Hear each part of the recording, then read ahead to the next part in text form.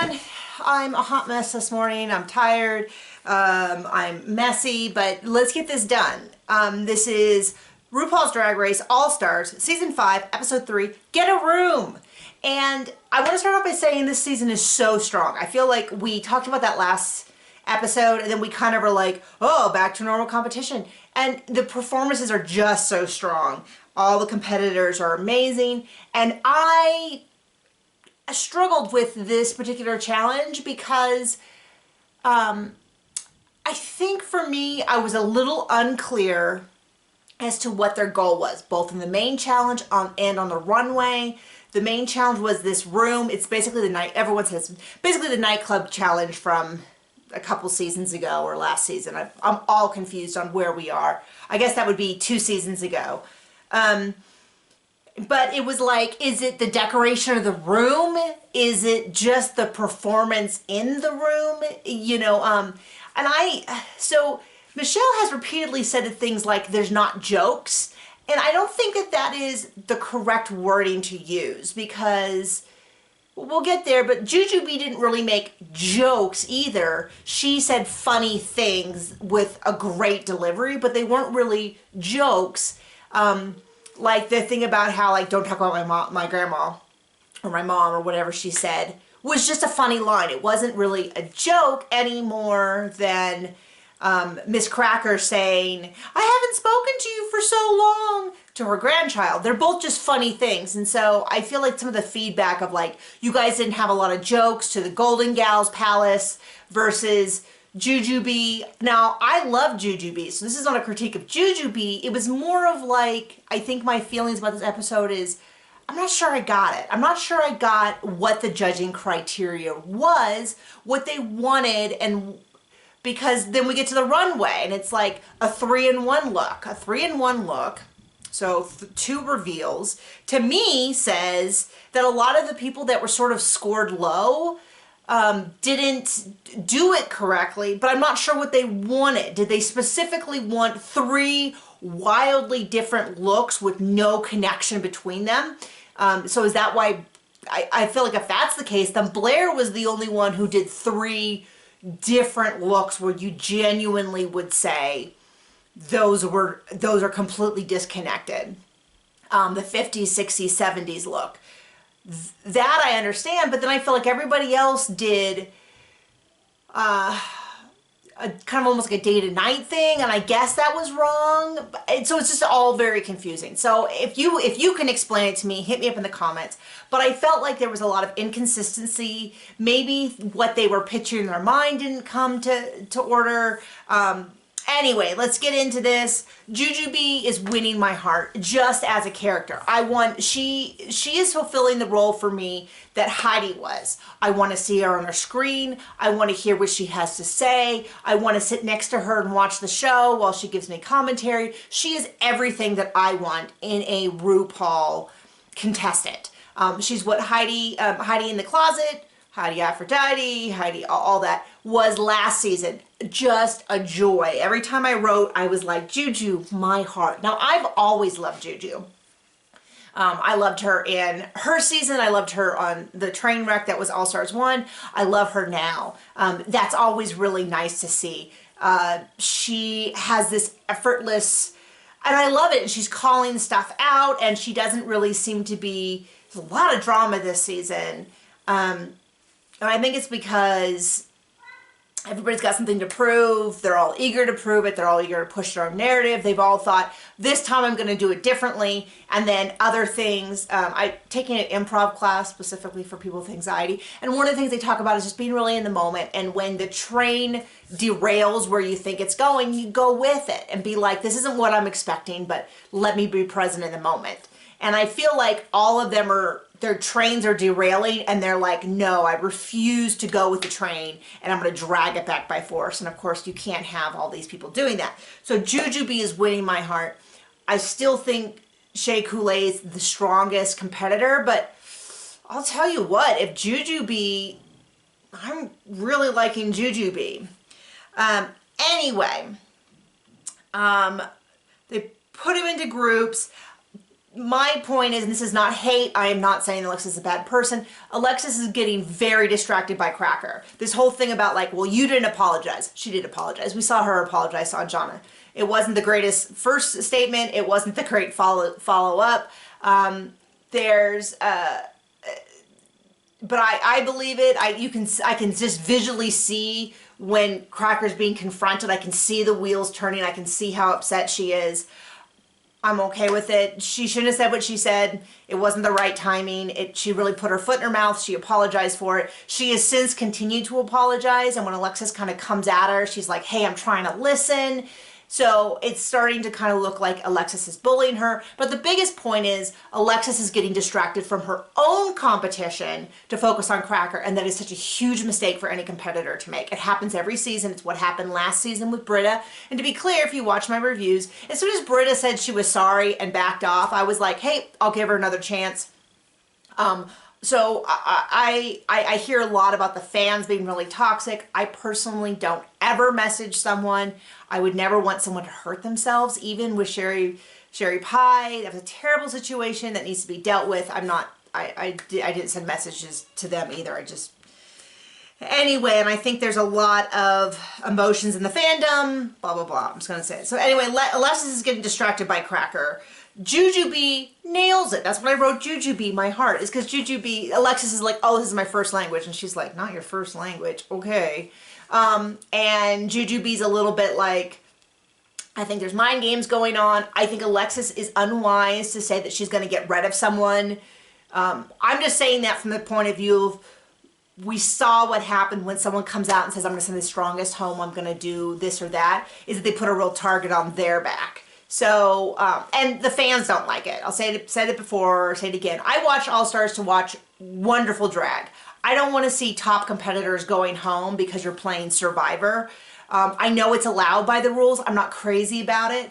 I think that a competitor's choice to send home someone based solely on anything other than like they genuinely think it's time for them to go home, I think it's a mistake. I think the fans won't like it, and it could potentially hurt your likability. Okay, I'm not saying I would run them down with my car by any means. It's just a matter of you are trying to sell yourself to America as a performer, as someone that you want to come out, you want to buy their merch, you want to pay for their meet and greets, all that. And I think that that should be your focus during any of these competitions. This is, I guess, only useful if you're a competitor, is that you are trying to beguile the fan base. And so seduce me. I want to love you. I want all of you. I want to love you. I want to be enchanted by you. And so I think that's smart, is to, I remember Jay Carroll, I believe was his name, Jay from season 1, Project Runway, which is a million years now, talked about, don't play the game, play the production. And that's such a smart take, because what he was saying is, I'm not going to worry about my competitors.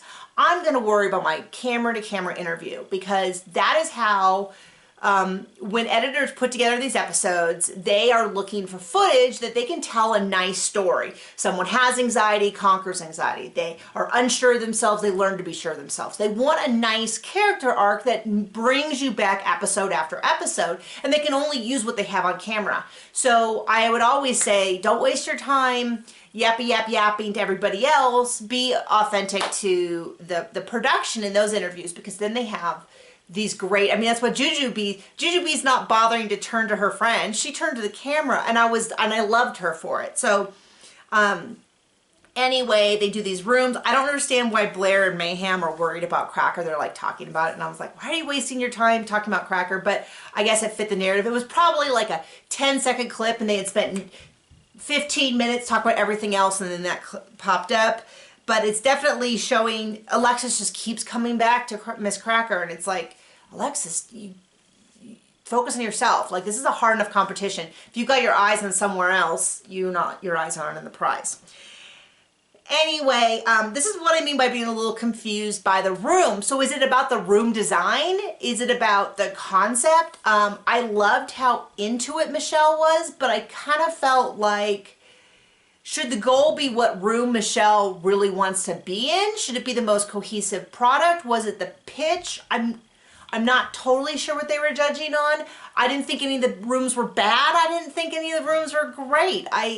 The gold room, it's not incredibly inventive. It's just they took everything that was gold and put it in a room, and then they kind of talked silly. So was that the challenge?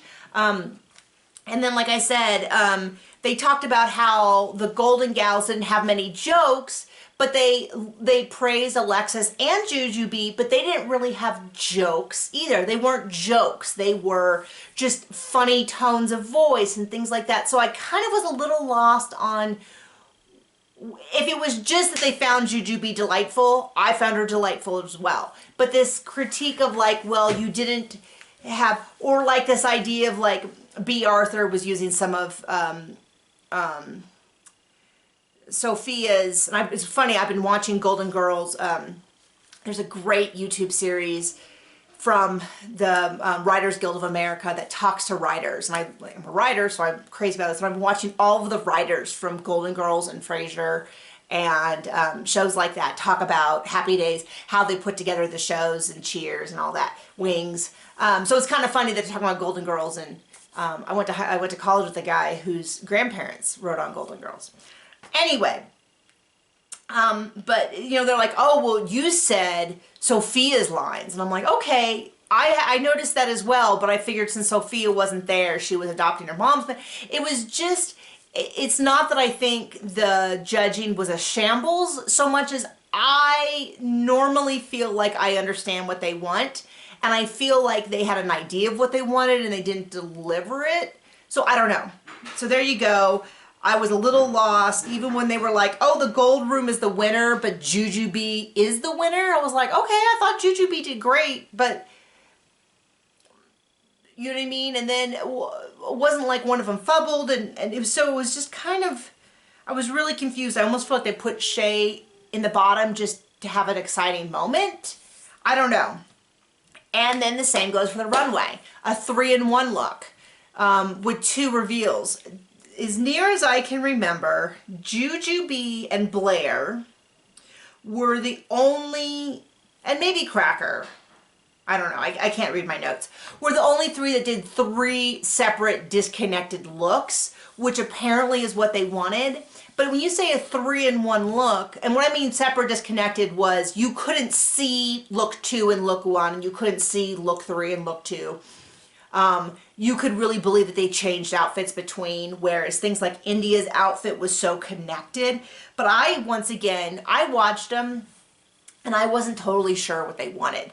Shay, someone said online if that had been Crystal Method, they would have loved it. I think that's a good point. The makeup was outstanding. The makeup was, I really believed that she had this like different lip.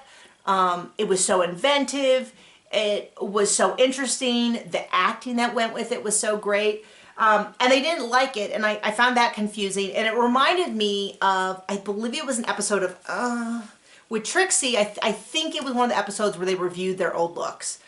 I think that's what it was. I know I've watched it several times, but she talks about how they were like, oh, I think your outfit's a bit much. And she's like,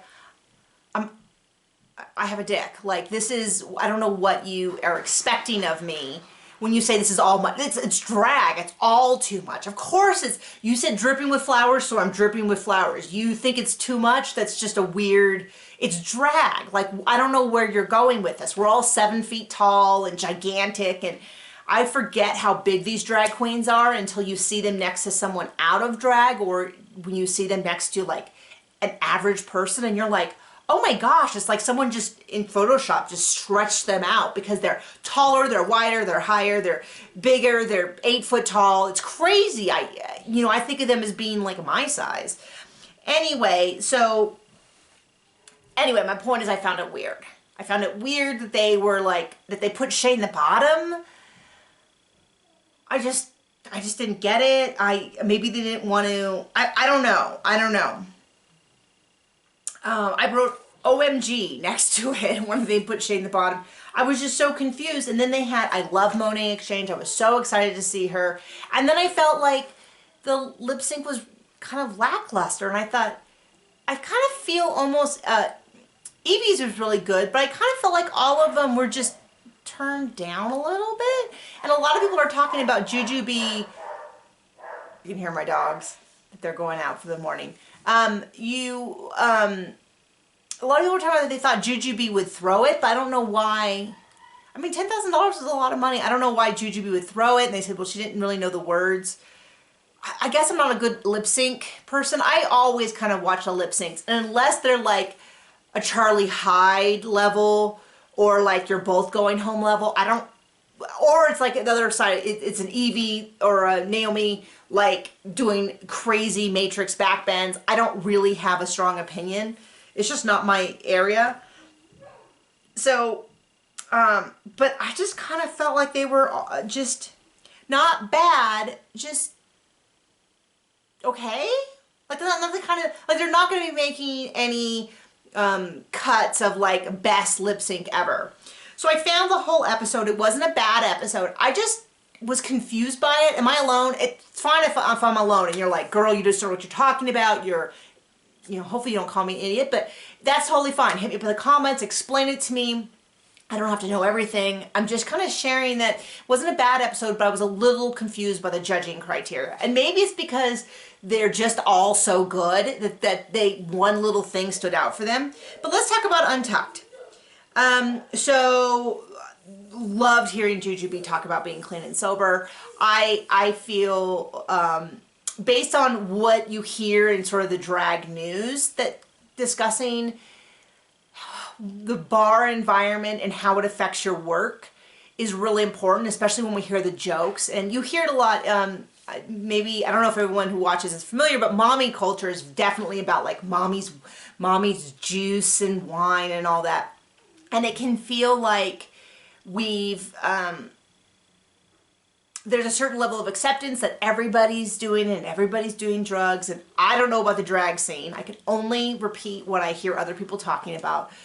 But a lot of people, when you hear about people getting drunk at drag shows and getting the police called on them, or you know, getting into fights with other girls, you think, how much is alcohol or drugs a contributing factor to this, and that it's glorified, and that, you know, there should be some discussion about it. It's, you know, it's unhealthy, it's dangerous, all that. The number of them that have gotten DUIs driving back after a show, things like that. So the conversation with Jujubee talking about how you use drugs and alcohol to numb a part of you, and that you can't really ever be your most creative self until you learn to deal with those demons inside, is like a struggle that a ton of people have, whether they're athletes or businessmen or creative types, where you have this dual part inside of you that you try to numb and you try to get around, you try not to deal with, and really you have to embrace and find a way to work with it. Mayhem. I knew nothing about Mayhem. I had no opinion about Mayhem. Now I have an opinion about Mayhem. And I really like Mayhem. And I really, really, I'm so glad I got to see that Untucked, because now I know a little bit about who Mayhem Miller is, what she's going through, and I'm interested to know more. I know vulnerability can be a really hard thing because, you know, people are critique, and then we're like, tell us the truth. And you're like, are you kidding? You've already critiqued all my clothes and my outfits and what I've said and how I look and all that. They also talk about being an introverted performer. I can tell you I read a ton of performer memoirs and interviews and stuff. That's relatively common. You have you kind of like cocoon up so that you can go on stage and do all this, but it's a very much, when you're on stage, it's a relationship back and forth, but it's a very different kind of relationship. It's like an energy exchange. And so you go up on stage, you put out all this energy, you do a performance, and there's only one way that they can interact back, and it's very controlled. And I know Jerry Seinfeld talks about, I'd rather be on stage in front of 1,000 people than at a party with 10. Like that's just, it's just a certain skill set. And so I totally get that. The rest of Untucked was cute, nothing really earth-shattering. I'm really glad. You know, I'm bummed to see Mariah go, but at the same time, it's like it's such a strong group. It's not like I can say, oh, clearly someone else should have gone. I might have voted for India, but I don't know that that's really fair because she won the first challenge. But then also, I feel like Mariah should have been on. I feel like if Mariah's act if it had happened when it actually aired, they could have appreciated it more because of its statement and what it was saying. But I think we're affected by these times, and just like it touched my heart, and I wish it had been more appreciated back then. So that is my summary of the episode. Please hit me up in the comments. Tell me what I didn't understand. Tell me who you would have sent. Do you agree with the results? I guess I shouldn't assume that you disagree. Do you agree with the results? Do you agree with who was in the top? I love Jujubee. Oh, did I already say the thing about the, yeah, I did, but the lip syncs just kind of being, I just felt like this was a weird episode in that if you told me that the results were almost randomized, I almost would believe you. I love Jujubee. I'm so happy she got a win, but I didn't really understand how they got there other than she was just delightful. So, there you go. Bye.